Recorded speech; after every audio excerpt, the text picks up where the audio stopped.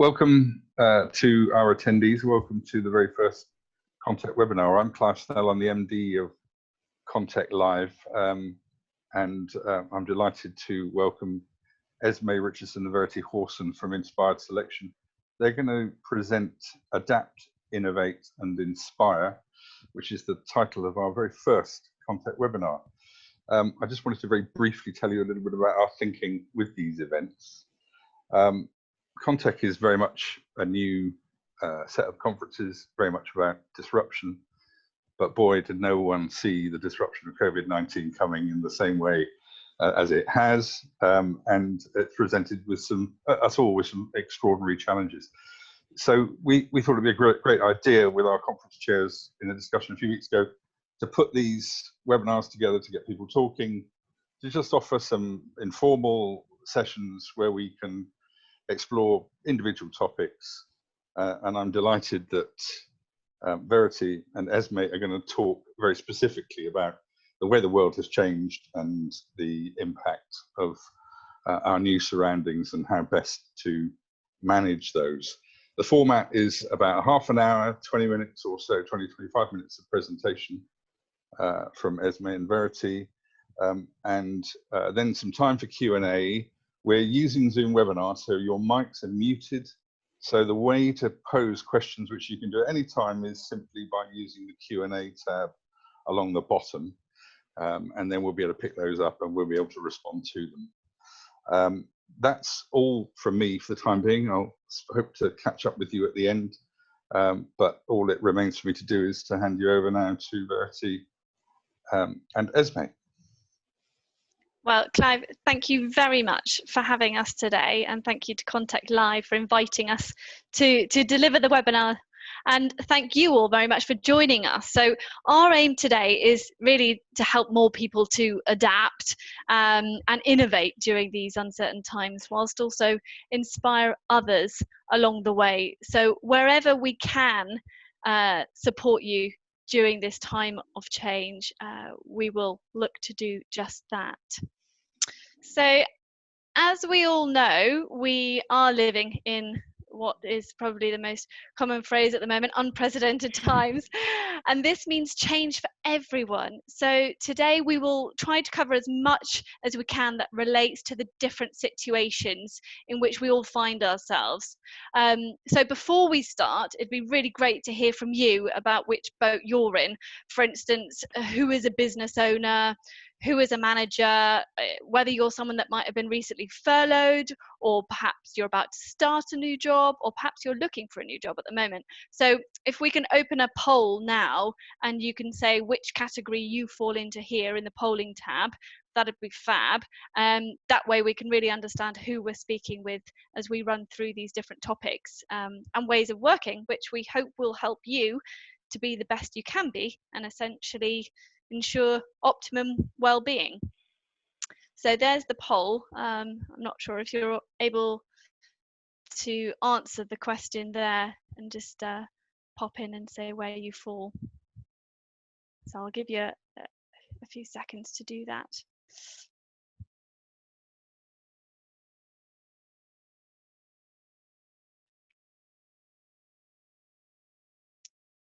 I wonder if that's come through for you all. I hope so. Just shout if it hasn't. Yet. Great. Okay. So there's a good number of you out there who are company business owners. Bit of a mixed bag. There's some managers and otherwise. So there's a bit of everything in those different categories. So that's great to see. Thank you. So firstly, we wanted to talk about what it's like looking after those furloughed staff, and this of course applies to those people who may be furloughed themselves. So at the moment we feel one of the things that is really essential and remains a top priority is the mental well-being of those furloughed employees, and here communication is key. So as a manager, perhaps where it's been successful is where management themselves have explained that they're doing this because the staff are important. I think the worry can be is that they're being furloughed because they feel they're not important. But where management are saying the furloughing is because they can't risk losing them in the long term, and it's for the health of the business, people respond a lot better. So it's really important to have a written plan ready for those people that you may be looking to furlough or have furloughed.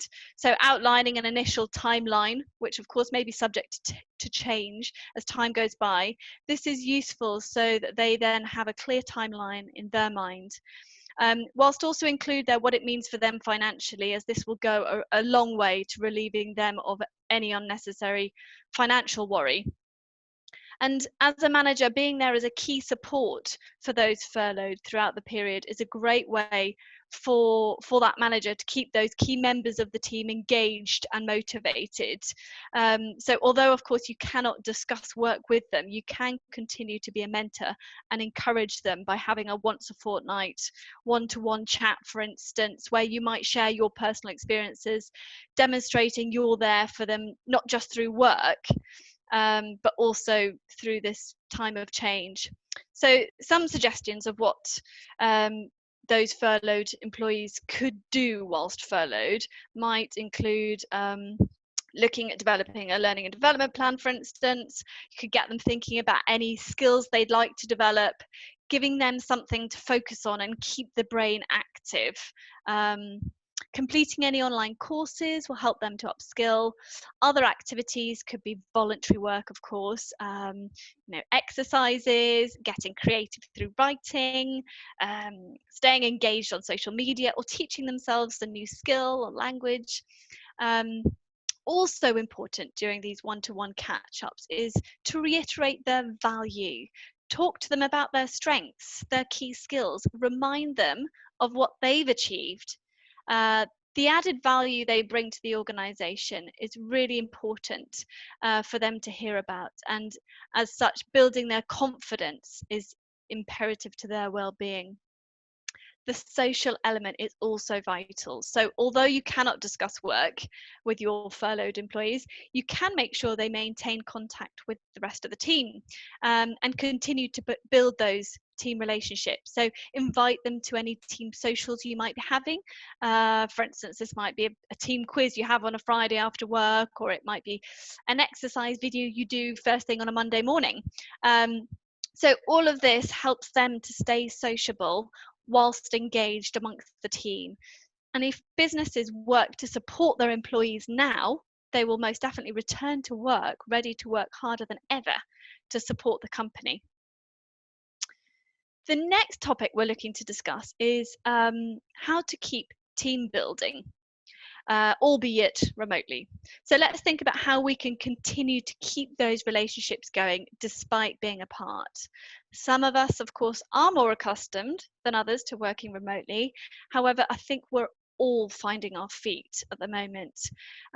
We have been really encouraged and inspired by the way companies are adapting to the changing working landscape, and hope that by sharing these ideas, it will go some way to ensuring positivity levels stay high to ensure maximum well-being. So firstly, I'd say if you are a newbie in the team, reach out to your colleagues you've not spoken to before and invite them for a virtual chat, for instance. Get to know each other. It's also important that you celebrate your successes amongst your team. It doesn't matter that you're no longer in the office. Get together over a call, congratulate one another on things they've done well, and in turn share your successes, and others will congratulate you, which really helps to boost morale. Also important is to share any knockbacks, because these are even harder than the successes, and it's difficult to see if someone is struggling behind the screen. The other thing that's very important to do, which I'm sure everyone is doing right now, is to stay in touch. So if your team is in different parts of the world, you may have different cultures, different understandings, or be dealing with this situation in different ways. So it's really good to stay in touch with people and schedule a weekly team meeting for people to share new ideas, find solutions to problems, and update one another on how they're getting on. And this in turn goes a long way to supporting each other. So both inside and outside of work, these are not normal times. So let's be understanding of each other's circumstances, and book in time to catch up with a colleague, not just about work things, but of course those things outside of work. Other ways of team building remotely, of course, are through those social activities we've mentioned already. So like doing a quiz after work on a Friday, or an exercise routine. These are great ways of bringing people together and having fun virtually. The last thing I'd mention would be engagement. So as a manager or a business owner, it's really important to know how your team are feeling right now. So by sending out a survey to the team to ask about levels of engagement, you will be giving them the opportunity to provide anonymous feedback or voice any concerns which they might have. These can then be quashed.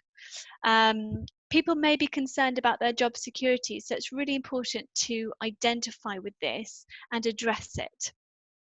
For larger companies, at the moment, success has been really evident where the senior management act as role models themselves and are really open about their personal experience and what they're finding hard.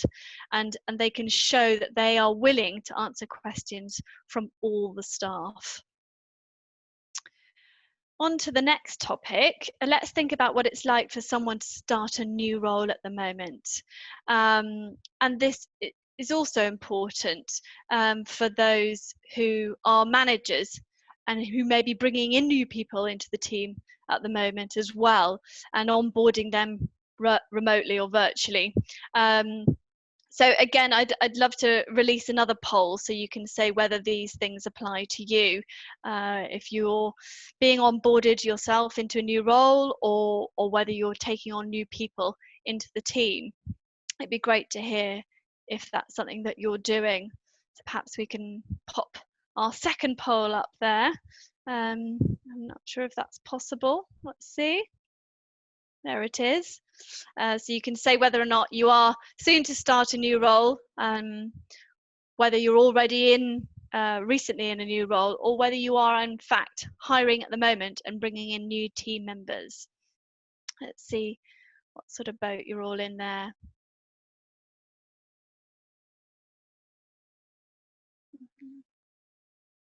Okay, yeah, so it's very even. There's absolutely spread evenly across there, so that's really good. Thank you.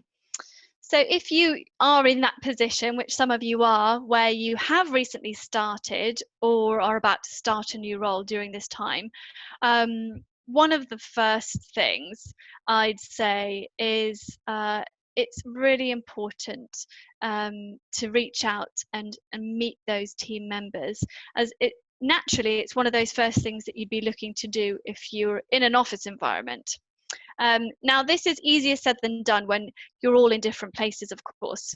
So I would suggest not to wait necessarily for those team members to come to you, but for you to take the initiative to get to know your colleagues. So invite them for a virtual cup of tea, for instance, get to know one another. This will make an excellent first impression and also give you the chance to not only get to know your fellow workers, but also better understand your role and where it fits within the organisation. So ask team members for their insight into how your new role interacts with theirs, for instance. Forging new working relationships remotely can be tricky, but if you put in the effort, you will reap the rewards, especially in the long term. One of the things I would say about remote working is that it can often be very hard to read people, as I'm sure you all know, when communicating from afar. So it can be sometimes really useful actually to exaggerate your sentiments, especially if you're not a naturally positive person. For example, when talking over the phone or via a video call, ooze positivity, smile, laugh, encourage, congratulate.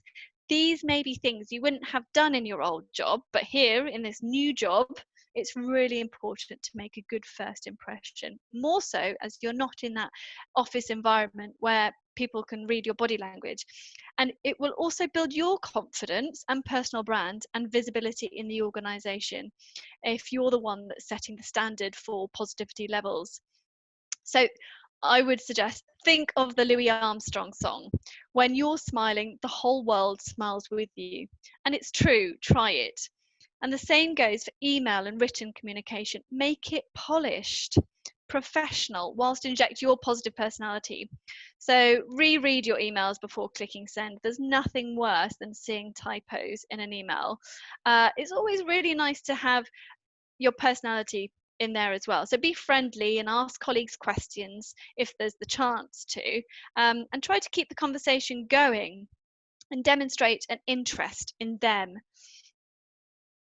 The other thing that I would say is really important to do at the moment, if you're in a new role or about to go into one or taking on new people, is that it's so important to adapt. It may not be exactly the role or responsibilities you'd have initially thought you'd be doing during the first few months of the new role. Things may have changed slightly or not, but either way, it's important to demonstrate your enthusiasm and adaptability, even more so when working remotely. And be creative. Turn your hand to where you see there's a need. If you don't know how to do something, ask the right questions. Teach yourself. And likewise, share your knowledge. If you're new to a team and you see you have a unique skill for something which can add value to everyone's day, teach others. Have a lunchtime session to share that knowledge. And lastly, I think it's really important when starting a new role at this time to have an action plan or to-do list for each day, which is realistic and can be an excellent tool for ensuring you make each and every day as productive as it can be. Prioritize urgent versus important, for instance. And remember, others will be feeling similarly new to this working environment. They may have never experienced remote working. So show them that you're there for them too. Although you may want to make an impact in this new role, it may take a bit longer than you initially thought. So just be patient and don't put too much pressure on yourself. Set yourself SMART goals, achievable ones. And if it's not something you set with your manager, take the initiative to talk through your proposed SMART goals so your manager can actually see the initiative you've taken. These are all things to take into account when onboarding a new member of the team as well. Be as prepared as you can and as supportive as possible. This, of course, ensures you retain your talent in the long run as well if they get off to a great start.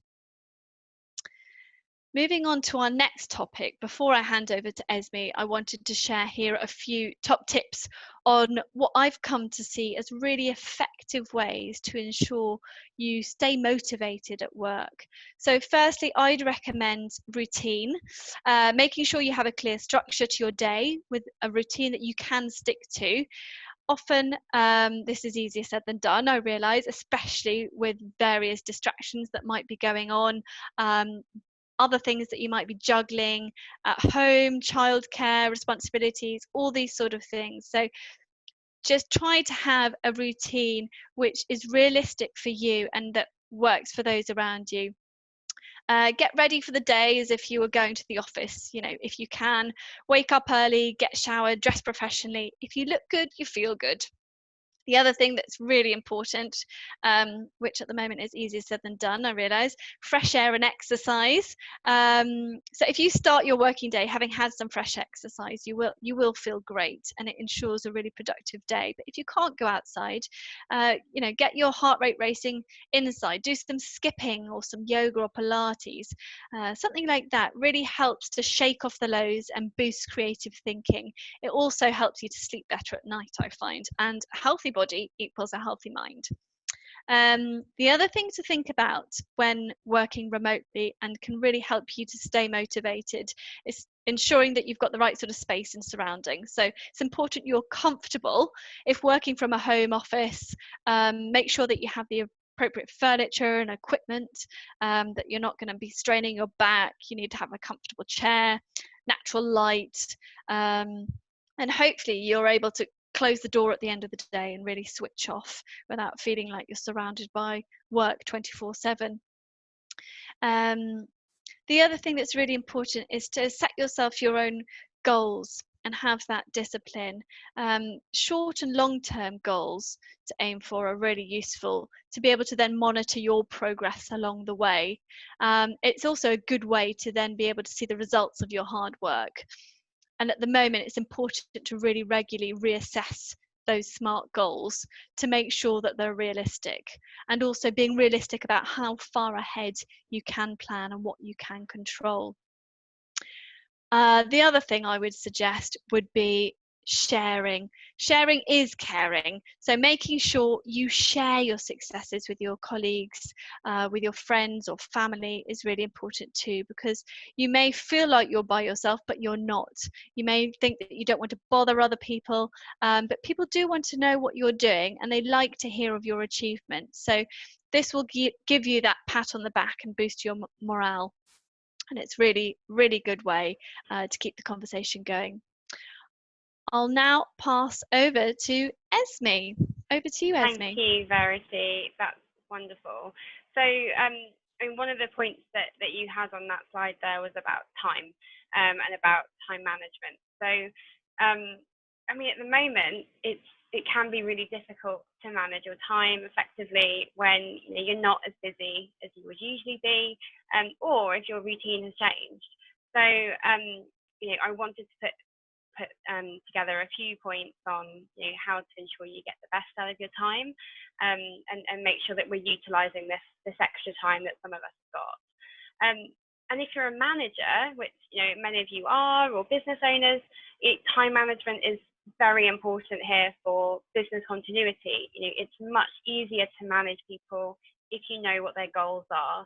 And when you're thinking about looking back on this time, how flexible you've been from a business perspective is going to be remembered, and what you've done to support that flexibility and support your community, in and outside of work, is definitely going to be remembered at this point.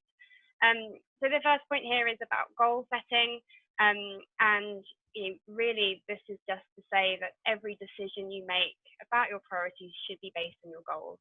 If you know what you want to achieve, you can set yourself goals to help you get there. And to get there, you've got to prioritize. And there's a really useful grid called a prioritization grid, which I'm sure most of you know about. But it basically has urgent, non-urgent, important, and not important. Your urgent and important tasks are the ones that are going to make you feel stressed. They're the ones that need to be done straight away. But the ones that are non-urgent and non-important, they're the ones that you need to think, do I actually need to be doing this? Self-awareness, self-motivation, you've got to be aware of yourself and know your strengths. For example, if you know you're good in the morning, you're a morning person, that's the time to get those important, urgent tasks done. You know that's when you're going to be at your best, and you can really focus on doing those. From a decision perspective, again, you're back to your goals, you're back to your prioritization grid, thinking about where does it sit on that grid and how might it affect others. If it's a low priority for you, but it might be a high priority for somebody else, that should help you make help in your decision making. Planning, goes without saying. I think you've got to think about the bigger picture here, especially in these times. We've got to look at months ahead, as well as weeks and days, to make sure that we're planning this really effectively. And communication, as Verity said earlier, it is not about just what you say, it's how you say it. We are communicating in weird and wonderful times with lots of these sort of video meetings and lots of emails going around. It's not the same as being face to face. So is what you want to say actually coming across in the right way? That's really important. Question and challenge yourself. If you want to work to the highest standard, you've got to be willing to question what it is you're doing, and challenge anything that doesn't necessarily meet your standards. So always question and challenge yourself on everything you do. And there's delegating and outsourcing within reason, of course, and managing your stress. Be self-aware, go back to the beginning. What are your goals? Plan it, communicate it, get perspective, and don't let it to ruin your overall plan. Goes without saying, I think, but be organized, write those lists, tick them off. If you're job hunting, treat it like a job.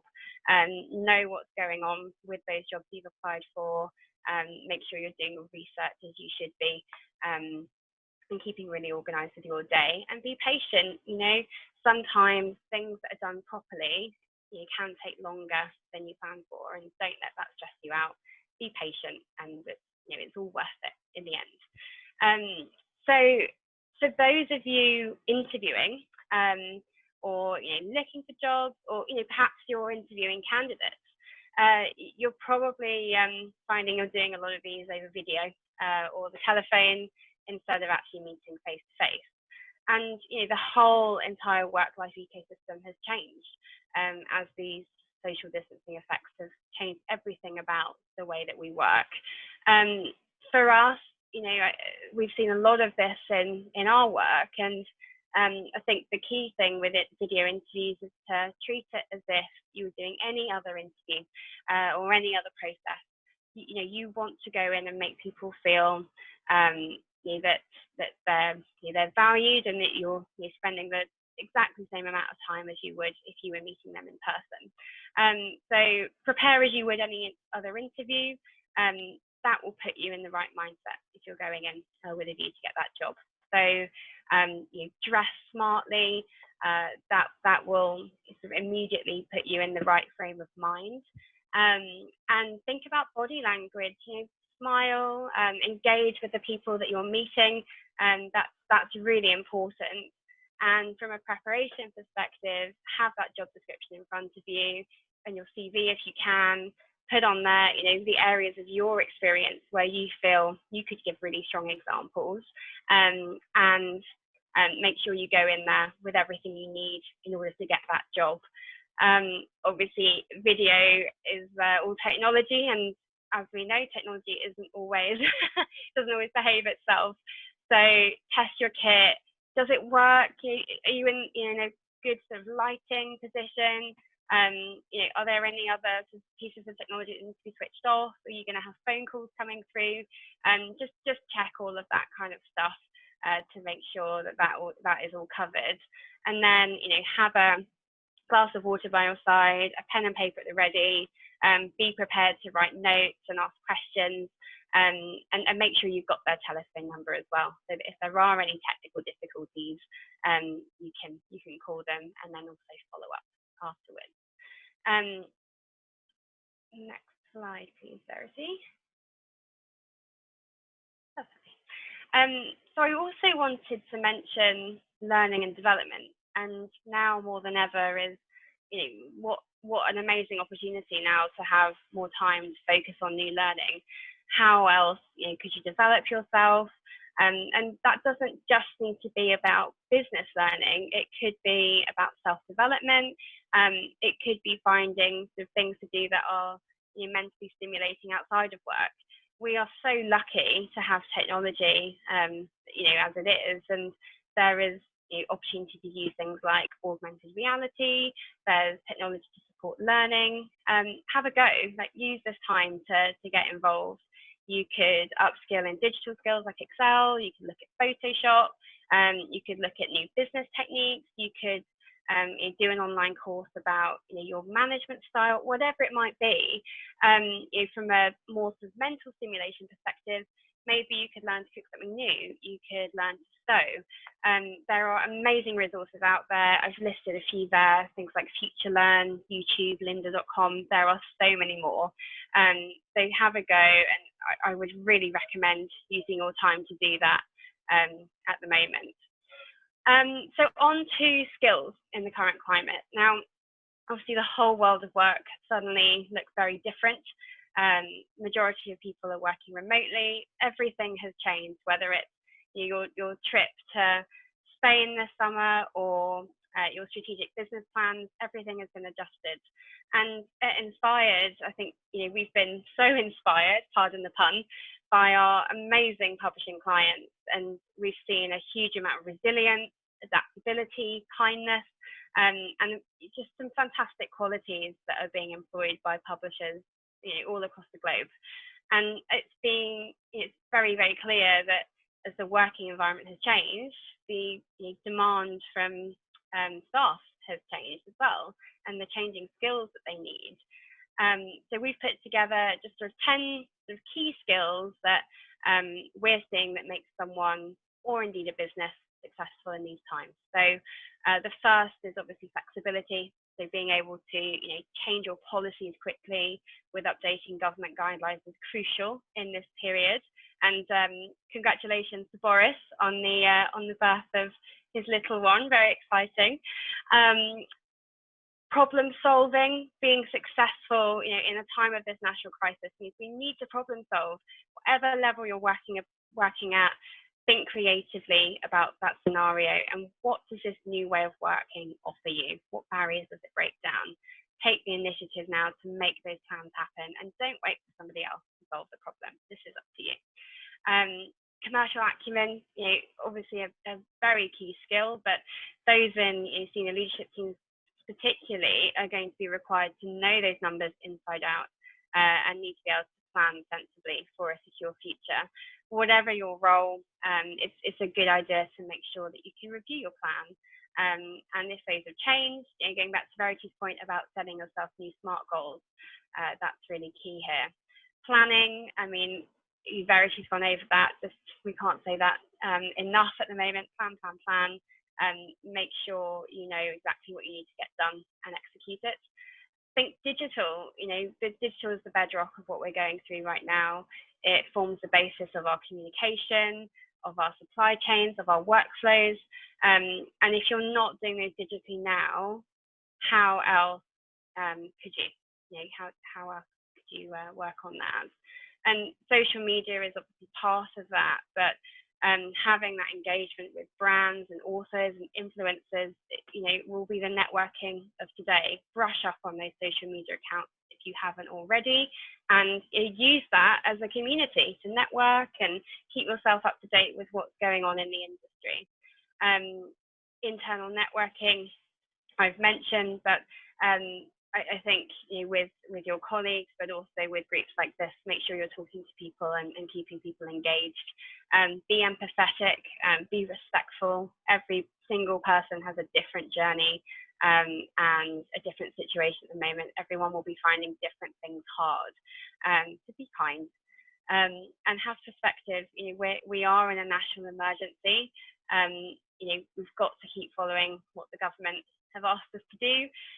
We've got to plan and we've got to adapt and we've got to be realistic in order to make these next few weeks productive. And be positive. Sometimes it is really hard to put a smile on your face if you're having a tough day, but if you can help keep spirits high, you'll be smiling, and that positivity is going to be incredibly infectious. So on to my final slide, which is about the future. So what does this actually mean for our future? And I suppose the answer is we don't really know. The future of the workplace is absolutely unknown at the moment, but I think what I wanted to bring in here is the positives that it's brought to the workplace so far. So from conversations we've been having, internally and externally, we know that the ability to work remotely has brought teams closer together. We've shown that we're able to be far more flexible, far more agile, and work just as well, if not better, at home than we were in the office. There is a much more of an agile approach to working patterns, which is fantastic to see. And also the creativity and the solutions that have come out of this situation. We are being far more innovative with our time, and the ideas that we're coming up with, they can be implemented so much quicker because we've got the time to focus on them. We're thinking smart, we're evolving quicker than we've ever done before, which is fantastic. And there are some amazing companies who are doing some fantastic things with technology. So from a publishing perspective, we've seen trade publishers who are developing some free illustrated educational books to teach children about COVID-19. Obviously the BBC are putting out a lot of free educational content, and many more who are doing some wonderful things. And what we need in this time is information, positivity, and education. So, well done to all those people. And for any business owners and leaders out there, and I know there are many of you on the call, the communication during this time is going to be a really important thing to reflect on. no one saw this coming. You know, we had no idea the effect that this would have. And now is the time to show that you're human, to be transparent and to be open. And if the response at the start of this process, maybe looking back, wasn't how you would do it now, let that be known. Take the lessons, and we're all human. It's okay. For the future, I think the key focus will be more digital transformation. Different roles delivered in new and different ways, innovative ways. There may be more e-commerce, and there's more ability, I think, to communicate together but apart, and show that we're adaptable, which is fantastic. And the future might seem unclear, but I think with the positives that have come from this situation, we've got to make it bright, and that's down to us. So we've got this.